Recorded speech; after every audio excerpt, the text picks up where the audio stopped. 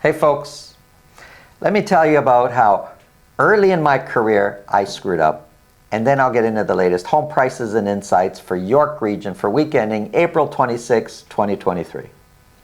So it's early in my career. Still learning the trade, still learning about dealing with buyers and sellers and the whole real estate game.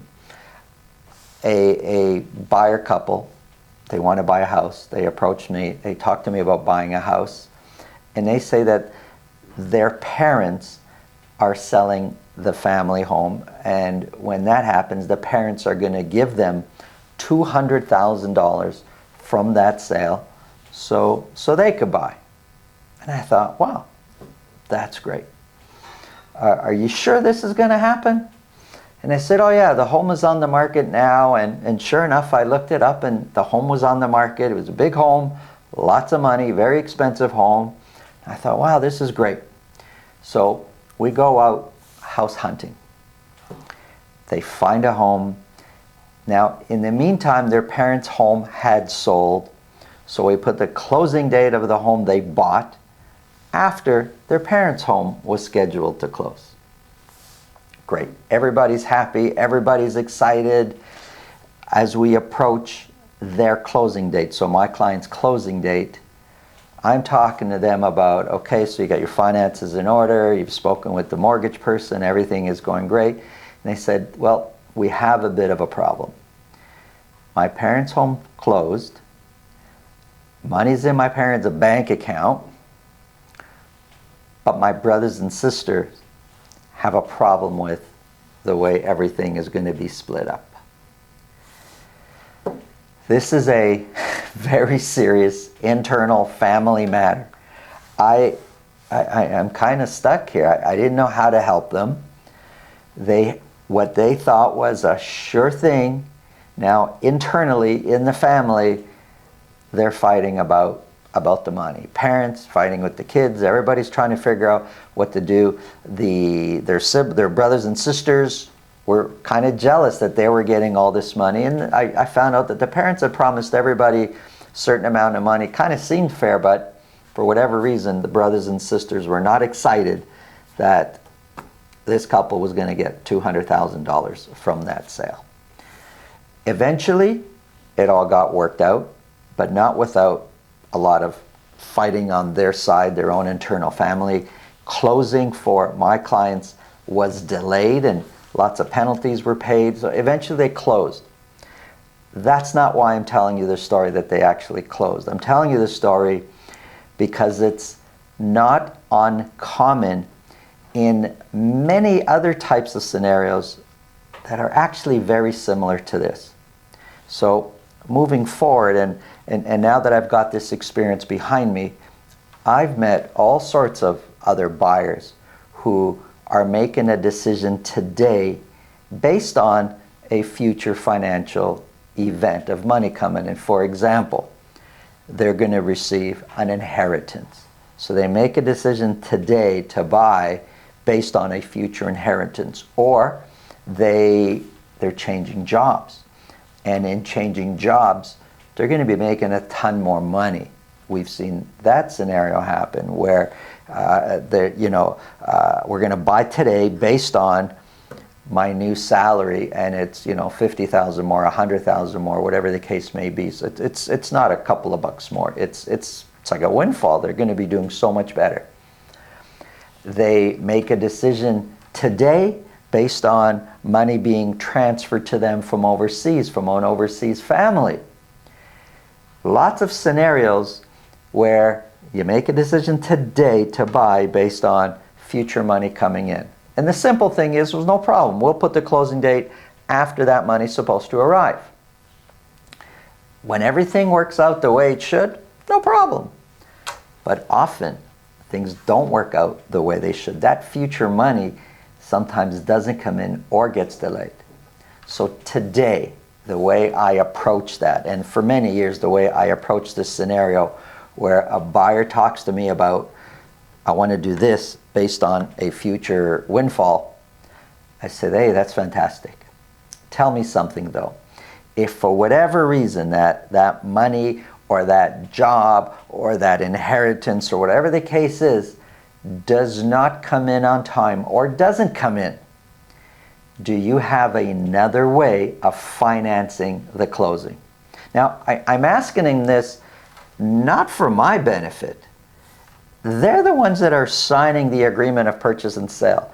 If they don't close, they're the ones that are going to experience a financial nightmare of not being able to close. They're the ones that are at risk, not me. So I'm asking this for their own benefit. And I'm like, folks, if that money doesn't come in, can you still close? Can you borrow? Is there another family member that can help you? Can you, finance this yourself without that windfall? If the answer is no, I'm always saying, then let's wait for the money to be in your bank account, that you physically have possession of this money before we go out and start buying houses. And that's just a rule that has helped me in so many situations dealing with so many different buyer clients along the way. Do not make huge decisions unless you have control of the money or another way of financing your house purchase if that money doesn't come in. Because believe me, it's not uncommon for that money to not come in. If you think this video can help somebody please pass it along. If you want to speak with me about your real estate situation, selling, buying, happy to speak to you about it. Below this video in the description is a link to my calendar. Click on that, book a time that's convenient for you. Let's get into the numbers.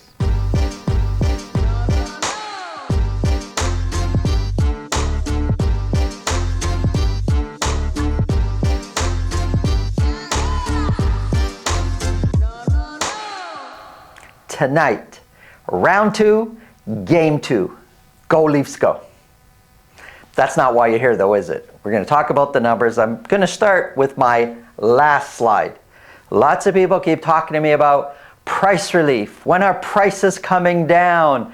Why prices so high? So I scratch my head and I look up months of inventory. Vaughan, 1 month of inventory. Richmond Hill, 1.1. Markham, 0.6 months of inventory. And then condos for York Region, 1.1.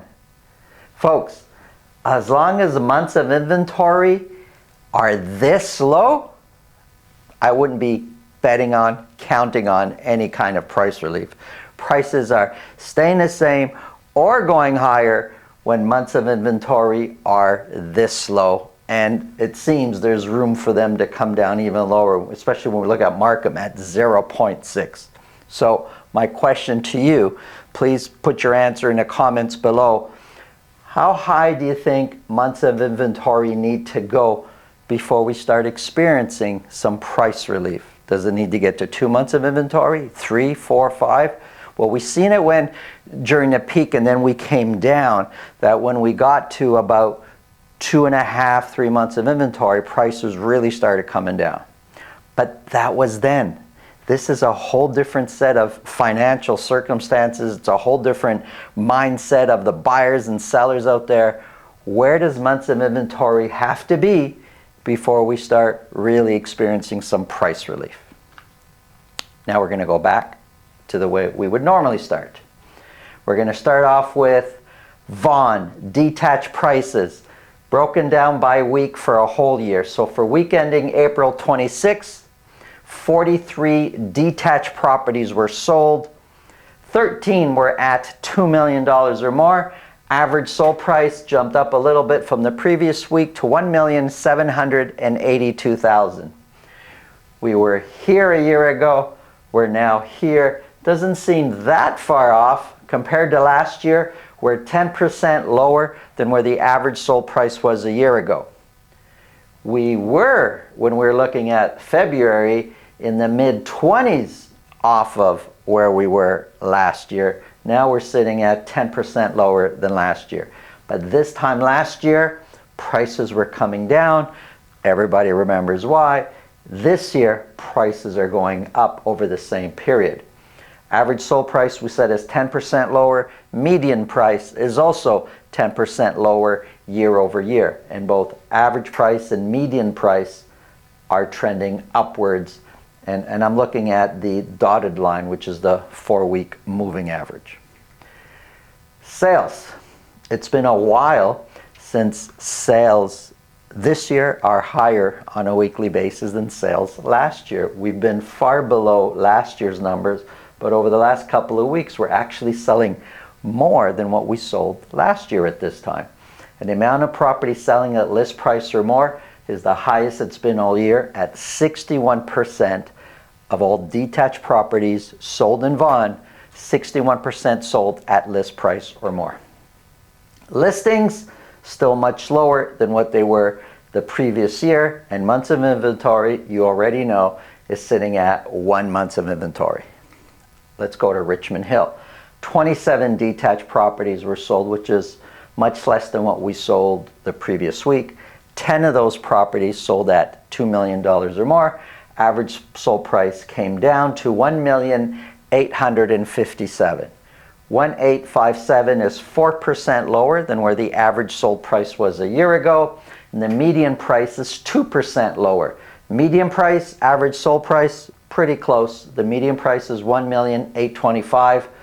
And looking at the 4-week moving average, both for average price and median price, I put the line down here, it kind of looks like prices are either flat or sloping down just a little bit. But you know, we're talking about $1.819 million.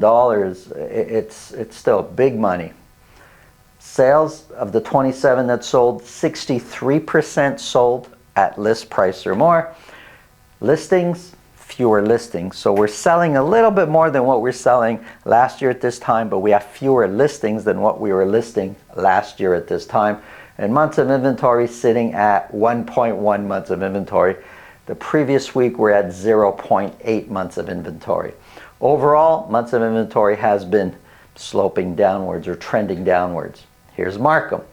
44 detached properties were sold for week ending April 26th. 17 of those sold at $2 million or more. That's a huge percentage of overall sales. What do you think is going to happen to average price? Well, it shot way up for this week. It's over $2 million. $2,075,000 is the average sold price, which is actually 10% higher than where the average sold price was a year ago. And the median price is 2% higher. And it's no secret, in Markham, prices are trending upwards. Of the 44 that sold, 73% sold at list price or more. And we've been in the 70s for the last 4, 5, 6 weeks. 1 week we're at 69, close enough to 70%. So we're Markham, extremely between Vaughan, Richmond Hill, and Markham. Markham is the most competitive of those 3 cities. 64 were listed, and months of inventory incredibly low at 0.6 months of inventory.